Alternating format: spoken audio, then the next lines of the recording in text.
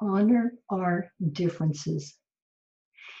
You know, if you look at the scene of nature behind me, I think it's really easy for us as humans to appreciate the diversity of nature and to acknowledge that without this diversity, we wouldn't have the whole principle of evolution. Life would be very uninteresting. But when it comes to human beings, honoring our diversity, our differences can be more challenging.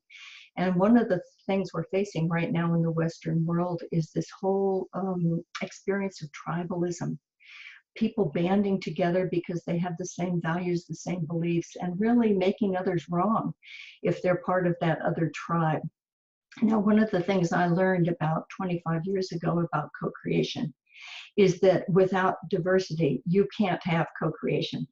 So every co-creative team needs a spiritual component, which is the vision. You have to have the emotional component, which is the resonance, building that love field. You have to have the mental component, which is the systems and structures. And you have to have the physical component, which is the manifestation or the implementation. You have to have people on your team who are willing to do the work. So honoring our differences, honoring our diversity is really imperative when it comes to the co-creative process.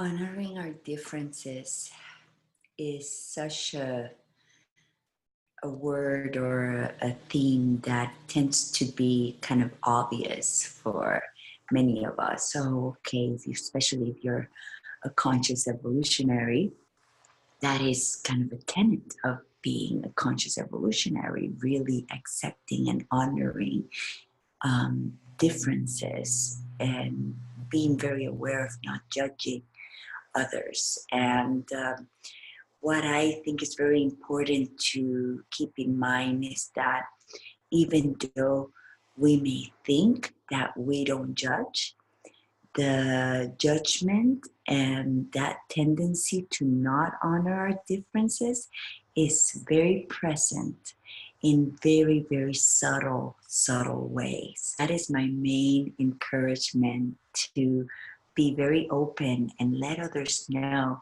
to shed the light on those moments in subtle ways that you might have a judgment towards someone else. That's my take on that. Thank you.